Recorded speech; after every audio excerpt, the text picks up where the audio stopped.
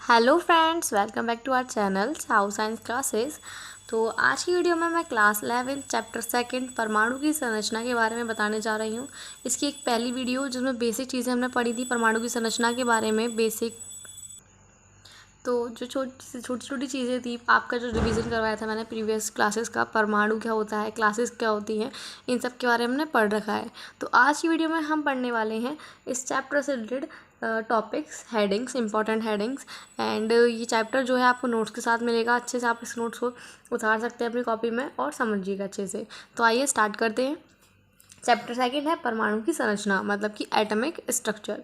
तो परमाणु मैंने आपको बताया था किसी तत्व का वह सूक्ष्मतम कण जिससे मिलकर अणु बनते हैं, जो रासायनिक अभिक्रियाओं से बिना अपघटित हुए भाग लेता है, परमाणु कहलाता है। देखो, इसने बोला है हमसे जो हमारा कोई भी कण है वो इतना छोटा कण है ये, जो अनब्रेकेबल होता है। कैसा होता है? अनब्रेकेबल। अनब्रेकेबल का मतलब क्या होगा? जैसे हम और तोड़ नहीं सकते। जैसे अगर मैं आपको एग्जांपल लेके बात करूँ तो आपके पास जो पेंसिल है, उस पेंसिल को आप ब्रेक करेंगे, आप तोड़ेंगे, बट एक पॉइंट तो ऐसा आने वाला है जिसमें वो टूटेगी नहीं आपसे। तो वही जो छोटा पॉइंट है जो ब्रेक नहीं हो सकता है, उसी को हम बोलते हैं परमाणु। वह सूक्ष्मतम कण होता है और इसी से मिलकर क्या बनते हैं? हमारे अणु। तो बहुत सारे हम परमाणु मिलाएंगे तो हमारा क्या बनेगा? एक अणु। क्या बनेगा? एक अणु। ओके। अब ऐसे मैंने आपको लास्ट क्लास लेक्चर में बताया था कि जो परमाणु होता है उसके केंद्र को हम बोलते हैं नाभिक। जी, केंद्र है उसको हम बोलते हैं नाभिक। अब इसी नाभिक में इसके चारों तरफ होती हैं क्लासेस, मतलब कक्षाएं। परमाणु की कक्षाएं होती हैं जिनमें 3 मूल कण पाए जाते हैं। कौन कौन से? जो उसका नाभिक है इसमें हमें पाया जाता है प्रोटॉन और न्यूट्रॉन, ये इसके मूल कण हैं। और जो उसकी क्लासेस हैं उनमें पाया जाता है इलेक्ट्रॉन। ठीक है, समझ में आया आपको? परमाणु के मूल कण या मौलिक कण, परमाणु के कितने कण होते हैं? 3 होते हैं। मैंने बताया था आपको, इलेक्ट्रॉन, प्रोटॉन और न्यूट्रॉन। जैसे कि आपको पता है कि इलेक्ट्रॉन पे होता है ऋणावेश, प्रोटॉन पे होता है धनावेश और न्यूट्रॉन पे होता है उदासीन, मतलब कोई भी आवेश नहीं होता है। आगे समझते हैं। इलेक्ट्रॉन क्या होता है? जिसका चार्ज क्या होता है? नेगेटिव होता है। और उसके मान कितना होता है? 1.603 इंटू 10⁻⁻19।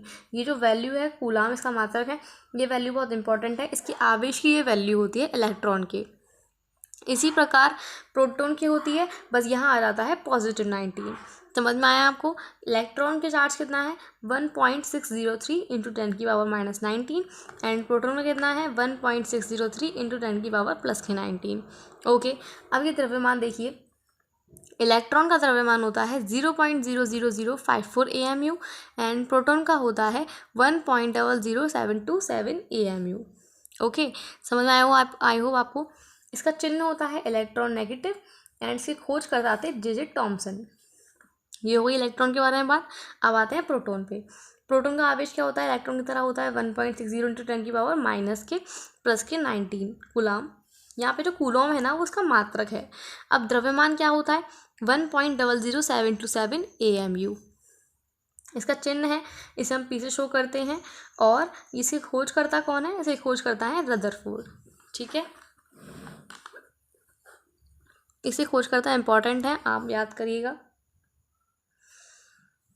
इसके साथ है न्यूट्रॉन। न्यूट्रॉन क्या होता है? न्यूट्रॉन होते हैं आवेश न्यूट्रॉन का आवेश कौन सा होता है? उदासीन, मतलब कि कोई आवेश होता ही नहीं है, ना पॉजिटिव ना नेगेटिव।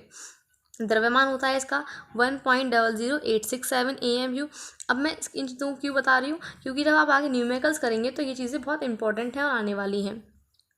फिर आता है, इसकी खोज करता है चैडविक।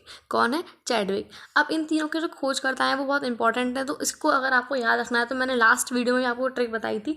एंड ट्रिक है आपकी ईंट पर नाच। तो ईंट पर नाच का मतलब क्या है?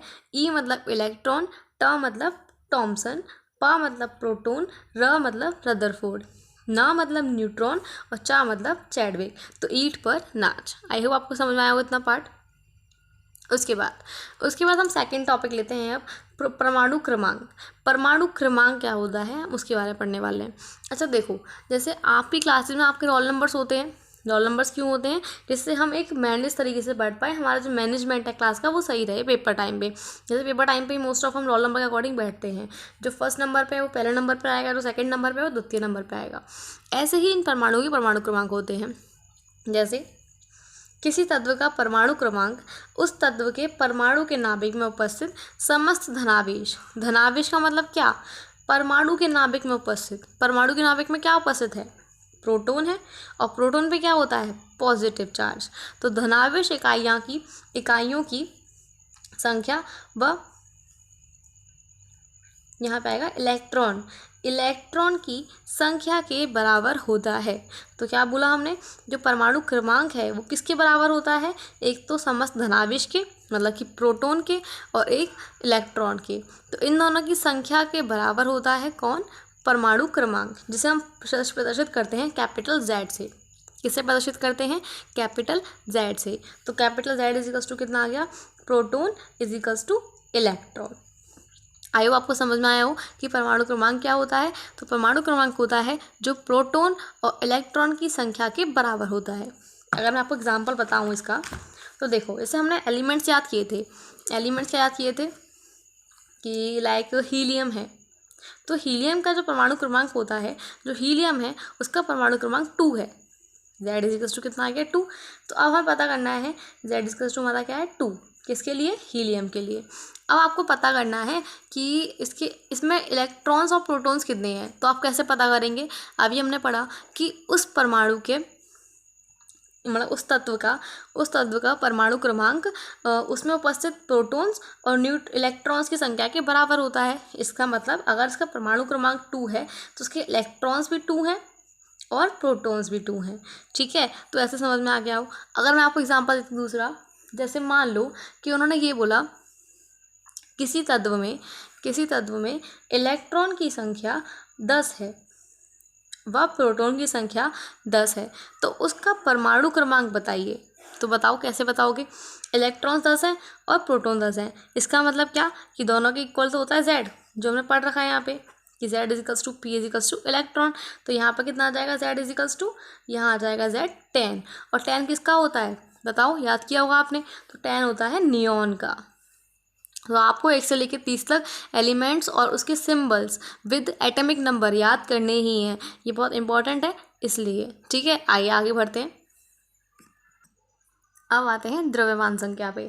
पहले हमने क्या पढ़ा? परमाणु क्रमांक। अब हम पढ़ेंगे द्रव्यमान संख्या। किसी परमाणु के नाभिक में उपस्थित प्रोटॉन व न्यूट्रॉन की संख्या के योग को उस परमाणु की द्रव्यमान संख्या कहते हैं। इन्होंने क्या बोला? किसी परमाणु के नाभिक में उपस्थित प्रोटॉन मतलब कि P और न्यूट्रॉन मतलब कि N, इन दोनों के योग को हम क्या बोलेंगे? परमाणु द्रव्यमान संख्या बोलते हैं। देखो, यहाँ पे प्रोटॉन की जगह हम परमाणु क्रमांक भी ले सकते हैं। क्यों? क्योंकि परमाणु क्रमांक और प्रोटॉन की संख्या दोनों की इक्वल होती है। तो उसका फॉर्मूला क्या बन जाएगा? इसे A से प्रदर्शित करते हैं, तो यहाँ आ जाएगा atomic number equals to Z plus में N। यहाँ पे Z क्या है? परमाणु क्रमांक। क्या है? परमाणु क्रमांक। और N क्या है? न्यूट्रॉन की संख्या। ठीक है, समझ में आया हो आपको? तो यहाँ पे किसी परमाणु के नाभिक में उपस्थित प्रोटॉन व न्यूट्रॉन की संख्या के योग को उस परमाणु की द्रव्यमान संख्या कहते हैं। इसे हम किससे प्रदर्शित करते हैं? A से। तो A इजिकल्स टू कितना आ गया? Z प्लस में N। आई होप आपको समझ में आया हो। देखो, अब हमने 3-4 चीज़ें पढ़ ली हैं। इलेक्ट्रॉन्स क्या होते हैं, प्रोटॉन्स क्या होते हैं, न्यूट्रॉन्स क्या होते हैं, परमाणु क्रमांक क्या होता है, द्रव्यमान संख्या क्या होती है, इन सब के बारे में पढ़ रखा है। अब इससे रिलेटेड जो न्यूमेरिकल्स आते हैं उनको हम अब नेक्स्ट वीडियो में करने वाले हैं। जब तक आप इतने नोट्स बनाइए एंड नेक्स्ट वीडियो में हम पढ़ेंगे न्यूमेरिकल्स। आई होप आपको समझ में आया हो। एंड अगर समझ में आया हो तो वीडियो को लाइक कीजिएगा, शेयर कीजिएगा एंड चैनल को सब्सक्राइब कीजिएगा please. Thank you so much.